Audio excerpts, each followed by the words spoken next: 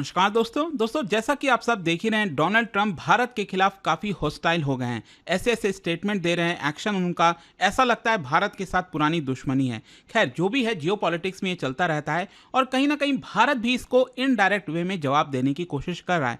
Obviously हम नहीं चाहते कि कोई डायरेक्ट कन्फ्रंटेशन हो यूएस के साथ, लेकिन यहाँ पर आपने सुना होगा एक बड़ी खबर आई थी कि पहले बताया जा रहा था कि भारत रशिया से ऑयल लेना बंद कर रहा है, फिर बाद में खबर आती है कि नहीं, वो जो ऑयल है वो जारी रहेगा क्योंकि ये हमारे नेशनल इंटरेस्ट में है। और अब यहाँ पर जो बड़ी खबर आई है, अगर आप मीडिया रिपोर्ट्स के आधार पर देखोगे तो यहाँ पर पुतिन के द्वारा रशिया के द्वारा एक बड़ा गोल्डन डील बताया जा रहा है फाइटर जेट को लेकर। और यहाँ पर बोला जा रहा है कि भारत ने ट्रंप का जो ऑफर था F-35 उसको ठुकराया है। इसको थोड़ा सा हम डिटेल में समझेंगे कि आखिरकार ये मामला है क्या, क्यों ऐसा भारत करेगा, रशिया की तरफ से क्या ऑफर है, क्या इससे कोई फायदा होगा या फिर भारत कोई तीसरी राह लेगा, वो सब कुछ मैं आपको डिटेल से बताऊंगा। चलिए आगे बढ़ते हैं, लेकिन उससे पहले आप सबको बता दूं कि स्टडी IQ की साल की सबसे बड़ी सेल स्टार्ट हो चुकी है। जो इंडिपेंडेंस डे सेल है हमारी दोस्तों, ये सबसे बड़ा सेल होता है जहां पर आप एक्स्ट्रा ऑफर के साथ, मैक्सिमम डिस्काउंट के साथ किसी भी बैच को आप ले सकते हो। और इस बार हमने निर्णय लिया है फ्लैट 47% डिस्काउंट आपको दिया जाएगा। आपको बस यूज करना है ये कोड अंकित लाइव मैक्सिमम डिस्काउंट के लिए। लिंक कमेंट सेक्शन में दिया हुआ है। कोई भी प्रॉब्लम है, दिक्कत है, ये फोन नंबर है, आप इस पर कॉल कर लेना। मेरी पर्सनल टीम आपको अच्छे से हेल्प कर देगी। ध्यान रखिएगा 15 अगस्त तक ही ये वैलिड है। चलिए शुरुआत करते हैं। सबसे पहले यहां पर कॉन्टेक्स्ट समझते हैं। देखिए, डोनाल्ड ट्रंप के अंडर में यहां पर भारत को F-35 lightning II stealth fighter jet ये ऑफर किया गया था। और ये कब हुआ था आपको याद होगा, पीएम मोदी यूएस के विजिट पर गए थे फरवरी 2025 में, डोनाल्ड ट्रंप के प्रेसिडेंट बनने के जस्ट बाद। और ये कहीं ना कहीं एक बड़ा डिप्लोमेटिक मूव बताया जा रहा था ताकि भारत और यूएस का जो रिश्ता है, जो स्ट्रैटेजिक टाइज है, उसको और ज्यादा गहराई तक ले जाया जाए, स्पेशली चाइनीज एग्रेशन को देखते हुए और जो इंडो पैसिफिक कॉपरेशन है अंडर क्वाड उसको बढ़ाने के लिए। तो एक काफी बड़ी चीज यहां पर बताई जा रही थी कि यूएस ने भारत को फाइटर जेट जो F-35 है उसका ऑफर दिया है। लेकिन देखो, क्वेश्चन ये है कि जो ये बताया जा रहा है ना कि भारत ने इसको रिजेक्ट किया, इसके पीछे का कारण क्या हो सकता है। कुछ चीजें मैं आपको बताता हूं। सबसे इंपॉर्टेंट है टेक्नोलॉजी ट्रांसफर। देखो, जो F-35 प्रोग्राम है ये बहुत टाइटली कंट्रोल किया जाता है यूएस के द्वारा। चाहे इनफैक्ट अगर आप नेटो के कंट्रीज अगर आप देखोगे, जो यूएस के काफ़ी क्लोज पार्टनर्स हैं, यूके हो गया, बाकी के जितने देश हो गए जिनके पास F-35 है, वो भी पूरी तरह से अमेरिका कंट्रोल करता है अच्छे से। इनफैक्ट आपको याद होगा F-35 जो केरला में ग्राउंड हुआ था, तो उसमें भी अगेन यूएस का काफ़ी इंपॉर्टेंट रोल था। तो भारत यहाँ पर ये नहीं चाहता कि हमें पूरा कंट्रोल ना मिले। मतलब देखिए, अगर हम F-35 प्रोग्राम को एक्सेप्ट कर भी लेते हैं तो भी हमें यहाँ पर सोर्स कोड, एवियोनिक्स जो इलेक्ट्रॉनिक पूरा सिस्टम है उसके स्पेक्स और प्रोडक्शन राइट्स भारत को नहीं मिलने वाला। और साथ ही साथ भारत का जो इंडिजिनस पुश है ना, आत्मनिर्भर भारत, वो कहीं ना कहीं पीछे रह जाएगा। हम AMCA प्रोग्राम की बात कर रहे हैं, advance multi role combat aircraft की, वो भी पूरा नहीं हो पाएगा। तो ये कहीं ना कहीं एक बड़ा डील ब्रेकर बताया जा रहा था कि टेक्नोलॉजी ट्रांसफर यूएस नहीं करेगा। फिर दूसरा है आपका जियोपॉलिटिकल डिस्ट्रेस। क्योंकि देखो, रिसेंट अब क्या होता है ना कि आपके पार्टनर्स किस तरह से एक्शन ले रहे हैं, आपके साथ कितने समय तक खड़े हुए हैं, किस तरह खड़े हुए हैं, ये बहुत मायने रखता है। ऑपरेशन सिंदूर के दौरान भी हमने देखा, और जिस तरह से डोनाल्ड ट्रंप का बयान आ रहा है, जिस तरह से वो एक्शन ले रहे हैं भारत के खिलाफ कि 25% टैरिफ लगा रहे हैं। Although Bharat was one of the few countries जिसने अमेरिका के साथ डील को लेकर बातचीत स्टार्ट किया था, और अमेरिका चाहता है कि डेयरी, एग्रीकल्चर सब ओपन कर दिया जाए, which is not possible for us. तो उसके बावजूद भी अगर आप देखोगे तो यहाँ पर 25% टैरिफ लगाना ये एक हॉस्टाइल मूव है, और वो भी ऐसे देश के साथ जिनको आप स्ट्रैटेजिक पार्टनर कहते हो। तो ये जो आप समझिए भारत के साथ जो ट्रस्ट है वो लॉन्ग टर्म डिफेंस पार्टनरशिप के तौर पर कितना खड़ा उतरेगा, उसको लेकर एक बड़ा सवाल खड़ा हुआ कि आखिरकार डोनाल्ड ट्रंप के अंडर में एटलीस्ट यहां पर भारत कितना भरोसा कर सकता है अमेरिका के ऊपर। और फिर ऑपरेशनल कंसर्न भी है। F-35 का जो रिक्वायरमेंट है उसमें आपका इंटीग्रेशन करना पड़ेगा नेटो के सिस्टम के साथ, पूरा सप्लाई चेन नेटो के साथ इंटीग्रेट करना पड़ेगा।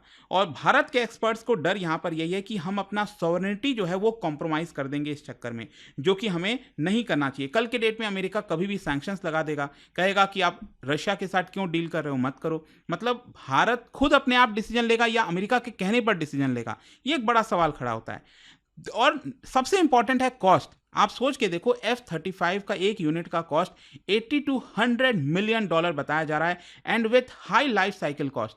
पूरे जीवन काल में जब तक ये F-35 सर्विस में रहेगा उसका सर्विस कॉस्ट बहुत हाई होने वाला है। सो इंडिया वुड पे more and still be dependent on US. तो ये तो बेवकूफ़ी होगी ना कि हम ज़्यादा पे कर रहे हैं और पूरी तरह हम अमेरिका के ऊपर ही डिपेंडेंट हैं, ऐसा कैसे? और भारत का स्ट्रैटेजिक फ़ोकस क्या है? भारत अपना खुद का जो स्टेल्थ फाइटर जेट पूरा प्लान है एएमसीए, उसको आगे बढ़ाना चाहता है। आईएफ की नीड है मल्टी रोल फ्लीट की, not just stealth first airframe. तो ये कुछ कारण हो सकते हैं जिसकी वजह से भारत F-35 को रिजेक्ट कर रहा है। अब क्वेश्चन यहाँ पर यह है कि रशिया ऐसा क्या गोल्डन डील दे रहा है सुखोई 57 को लेकर?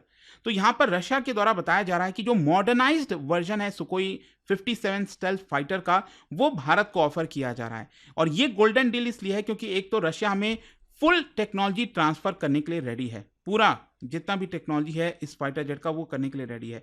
सोर्स कोड इसका एक्सेस देने के लिए रेडी है। लोकल प्रोडक्शन राइट्स भारत का जो एचएएल का नासिक प्लांट है वहां पर स्टार्ट किया जा सकता है।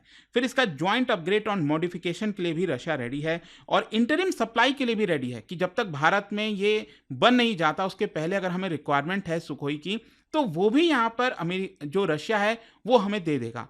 तो ये एक बड़ा गोल्डन डील यहां पर बताया जा रहा है जिसकी वजह से भारत काफी सोचेगा कि क्या हमें ये एक्सेप्ट करना चाहिए कि नहीं। और अगर हम सुखोई 57E की बात करें जो सबसे लेटेस्ट वर्जन है, इसमें स्टेल्थ फीचर है, स्पीड इसकी मैक 2 हो और इसके अलावा इसकी रेंज 3500 किलोमीटर है। इसके अलावा weapon system air to air, air to ground होगा। रडार सिस्टम इसके अंदर लगे हुए हैं सुपीरियर क्वालिटी के और सुपर मैन्यूवरेबिलिटी है। मतलब कि इसमें जितने भी मॉडर्नाइज फीचर्स होने चाहिए वो आपको देखने को मिलेगा। इसका स्ट्रैटेजिक बेनिफिट क्या है? देखो, एक तो क्या है कि अगर हमें सुखोई 57 का टेक्नोलॉजी मिल जाता है तो हमारा खुद का जो रिसर्च एंड डेवलपमेंट प्रोग्राम है एएमसीए, उसको एक बहुत बड़ा बूस्ट मिलेगा। मतलब जो चीज़ हम अगले 10 साल में करेंगे वो हो सकता है हम अगले 5 साल में पूरा कर लें। फिर यहाँ पर इंडस्ट्रियल ग्रोथ भी होगा। भारत के अंदर HAL, DRDO, Bharat electronics limited ये कोड डेवलपमेंट कर सकते हैं इसके पूरे सब कंपोनेंट्स के, सब सिस्टम के। और इसके अलावा यहाँ पर ऑपरेशनल फ्रीडम भी होगा। मतलब भारत को बार बार वेस्टर्न कंट्री से परमिशन लेने की जरूरत नहीं पड़ेगी कि क्या हम इसका इस्तेमाल कर लें, क्या हम ये वाला वेपन्स इसके अंदर लगा लें, क्योंकि जब तक इसका सोर्स कोड नहीं मिलेगा ना फाइटर जेट का, तब तक हम उसके अंदर वेपन्स भी चेंज नहीं कर पाएंगे। ये बहुत इंपॉर्टेंट है समझना। और अगर हम F-35 लेते हैं तो बार बार अमेरिका से हमें इजाजत लेनी पड़ेगी। फिर इसका स्ट्रैटेजिक ऑटोनॉमी भी है, हमें कोई पॉलिटिकल रिस्ट्रिक्शंस नहीं होगा। अमेरिका कह देगा कि आप ये फाइटर जेट पाकिस्तान के खिलाफ मत इस्तेमाल करिए, तो हम क्या करेंगे? ये बहुत सारी चीज़ें हैं। रशिया का ऑलरेडी आप सब जानते हैं एक लॉन्ग हिस्ट्री रहा है डिफेंस कॉपरेशन का, चाहे MiG-21 है, सुखोई 30 MKI है, S-400 सिस्टम हो गया। तो यहाँ पर रशिया के साथ डील करना आसानी होगी। लेकिन देखिए यहाँ पर क्वेश्चन ये आता है कि भारत का ऑफिशियल पोजीशन क्या है, ये काफी मायने रखता है। और अगर आप देखोगे तो यहाँ पर भारत के जो डिफेंस सेक्रेटरी हैं आर के सिंह, उन्होंने कहा no deal is being pursued either with F-35 और Sukhoi 57 at this time. India is committed to developing and inducting its own AMCA platform. तो बेसिकली क्या है ना कि अभी तक तो भारत परस्यू नहीं कर रहा था, शायद चाहता था कि खुद का प्रोग्राम लाया जाए। लेकिन देखो प्रॉब्लम क्या है कि आप जिस तरह से देखेंगे ना, हमारा फ्लीट कम हो रहा है, मैं आपको आगे बताऊंगा अभी, ऑलमोस्ट पाकिस्तान के बराबरी पर आने जा रहा है। तो जरूरी हो गया है कि हमें यहाँ पर और ज़्यादा फाइटर जेट की रिक्वायरमेंट है। और रशिया के द्वारा ये जो गोल्डन डील की बात कही जा रही है, जो दिया जा रहा है, इसको डेफिनेटली भारत कंसिडर कर सकता है। और जहाँ तक हमारे एएमसीए प्रोजेक्ट की बात है तो देखिए इसको डेवलप किया जा रहा है bye DRDO and ADA, aeronautical development agency. ये भी बताया जा रहा है कि 5.5th जनरेशन होगा एंड स्टेल्थ फीचर है। इंजन इसके अंदर इनिशियली जो अमेरिका का GF414 है, उसके बाद इंडो फ्रेंच या फिर कोई जॉइंट वेंचर इंजन इसके अंदर लगेगा। टाइमलाइन देखो सबसे बड़ी दिक्कत है, अभी तो बोला जा रहा है कि 2032 तक शायद इंडक्ट होगा फिर, लेकिन डेफिनेटली ज़्यादातर एक्सपर्ट्स का मामला है कि 2035 के पहले बहुत कम पॉसिबिलिटी है कि इसको इंडियन एयरफोर्स के अंदर इंडक्ट किया जा सके। तो ये एक बड़ी प्रॉब्लम है। और अभी भारत की जो करंट नीड है आपको समझना है, डायलेमा है, फाइटर शॉर्टेज आपको देखने को मिलेगा। इनफैक्ट 31 स्क्वाड्रन से भी ये कम हो गया है। इनफैक्ट अभी MiG-21 जब रिटायर होगा इस ईयर के एंड तक, तो हार्डली 29 स्क्वाड्रन ही हमारे पास बचेंगे। और रिक्वायरमेंट कितनी है? 42 स्क्वाड्रन की, सोचिए। और आपको पता है पाकिस्तान के पास कितना है इस समय? 25 स्क्वाड्रन। तो ऑलमोस्ट हम बराबरी तक आ रहे हैं। तो यहां पर जब हम दो फ्रंट वॉर की बात करते हैं, पाकिस्तान और दूसरी तरफ चाइना, कैसे हम एक साथ यहां पर भिड़ सकते हैं? तो ऑप्शंस हमारे पास लिमिटेड है। एक तो क्या करना है, या तो हम राफेल को और खरीदें, या फिर सुखोई 57 जैसा कि हमने बात किया यहां पर रशिया के साथ को डेवलप किया जाए, एएमसीए उसको परस्यू करें तेजी से, और या फिर MRFA मतलब मल्टी रोल फाइटर एयरक्राफ्ट जो टेंडर है अलग अलग देशों को भेजा जाए ताकि हम कौन सा परस्यू करना चाहते हैं, लेना चाहते हैं, वो देखना होगा। लेकिन इसका ओवरऑल ये जो खबर आई है ना कि अमेरिका का रिजेक्ट करना और रशिया की तरफ से गोल्डन डील प्रेजेंट करना, इसका स्ट्रैटेजिक इम्प्लीकेशन क्या है? सबसे पहला अगर हम भारत के पर्सपेक्टिव से बात करें तो F-35 को रिजेक्ट करना मतलब ये कहीं ना कहीं ट्रेड सॉवरेनिटी, मतलब भारत यहाँ पर अपना सॉवरेनिटी देने के लिए रेडी नहीं है। ये एक सबसे बड़ा निर्णय सामने आया। और दूसरा, यहाँ पर हम डिफेंस इंडिपेंडेंस चाहते हैं, ये दिखाता है। और पॉसिबिलिटी हो सकता है कि शायद एक नया डिफेंस एक्सेस रशिया के साथ बने। अगर सुखोई 57 का अगर परचेज करता है भारत, तो एक बहुत बड़ा ये डील होगा रशिया के साथ, एक रिन्यू हो जाएगा डिफेंस पार्टनरशिप। और यूएस के पर्सपेक्टिव से अगर हम बताएं तो डेफिनेटली यूएस के लिए एक बहुत बड़ा लॉस होगा, स्पेशली जब यूएस चाहता है कि भारत रशिया के साथ छोड़ दे। तो उस समय अगर भारत रशिया के साथ जाएगा तो एक बहुत बड़ा ये संकेत होगा और जियोपॉलिटिक्स सर्कल में एक बड़ी हलचल मचेगी।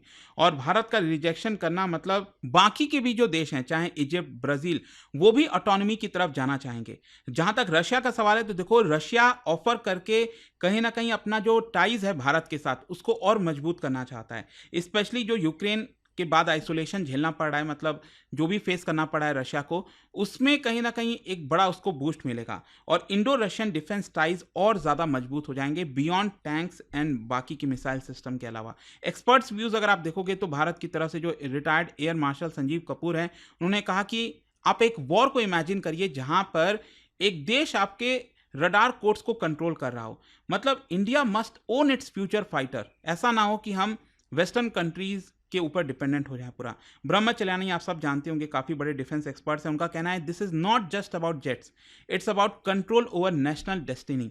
और कंक्लूजन में अगर आप देखिए तो यहाँ पर कई चीज़ें हैं जहाँ पर हमें यूएस से नहीं मिल रहा है। ट्रांसफ़र ऑफ टेक्नोलॉजी नहीं मिल रहा है, रशिया प्रोवाइड करने के लिए रेडी है। लोकल प्रोडक्शन यहाँ पर अमेरिका नहीं दे रहा है, रशिया देने के लिए रेडी है। स्ट्रैटेजिक ऑटोनॉमी यहाँ पर नहीं है, रशिया देने के लिए रेडी है। या फिर ओवरऑल टोटल हम AMCA प्रोग्राम को और मजबूत कर सकते हैं। देखना होगा किस दिशा में भारत का निर्णय जाता है। बट एक बड़ी खबर आई थी, इसलिए मैं चाहता था कि आपको इसके बारे में बताऊं। और जाने से पहले एक बहुत ही इंटरेस्टिंग क्वेश्चन, देखो हम फाइटर जेट टेक्नोलॉजी में जब हम बात करते हैं सुपर क्रूज की, तो क्या बता सकते हो सुपर क्रूज का एग्जैक्ट मतलब क्या है? इसका राइट आंसर आप सब जानते हैं, मेरे इंस्टाग्राम पर तो मिलेगा ही, वहां पर अगर आप नहीं हो कोई बात नहीं, टेलीग्राम से ले सकते हैं इसका सही उत्तर। और दोस्तों, जैसा मैंने आपको बताया, अगर आप स्टडी IQ के साथ जुड़ना चाहते हैं, ये सबसे बेस्ट मौका है। इंडिपेंडेंस डे सेल के दौरान सबसे बड़ा डिस्काउंट मिलता है पूरे साल में। तो यहां पर अगर आप कोर्स लेते हो तो फ्लैट 47% ऑफ किसी भी कोर्स के ऊपर, चाहे 2027 हो 28 हो, कोई भी, बस आपको यूज करना है ये कोड अंकित लाइव मैक्सिमम डिस्काउंट के लिए। और लिंक कमेंट सेक्शन में दिया हुआ है। कोई भी प्रॉब्लम है, दिक्कत है, ये फोन नंबर है, कॉल कर लेना, मेरी पर्सनल टीम आपको अच्छे से गाइड कर देगी। दोस्तों, स्टडी IQ की इंडिपेंडेंस डे सेल लाइव हो चुकी है और इस बार तैयारी का गेम पूरा बदल चुका है, क्योंकि इस बार खास बात यह है कि UPSC के सारे कोर्सेज पर लोएस्ट डिस्काउंट एवर एक्टिव है। एडमिशन सिर्फ 15 अगस्त तक ओपन है ऑन ऑल डिस्काउंट्स। यह चांस चला गया तो रिग्रेट गारंटीड है। अभी स्टडी IQ ऐप या वेबसाइट पर जाइए, टाइप कीजिए P2I फाउंडेशन प्रतिज्ञा बैच, यूज कीजिए code Ankit live ANKITLIVE for the lowest price. अभी भी कोई डाउट हो तो मेरी पर्सनल टीम को कांटेक्ट कर सकते हैं 092400232993। यह सिर्फ एक कोर्स नहीं, यह है IAS बनने की प्रतिज्ञा और मैं हूं आपका मेंटर इस सफर में आपके साथ। आज की मेहनत कल के आजाद भारत बनाएगी। स्टडी IQ के टॉप एजुकेटर्स के साथ लिखिए कल के भारत की कहानी। स्टडी IQ IAS, आपका सिलेक्शन हमारा मिशन।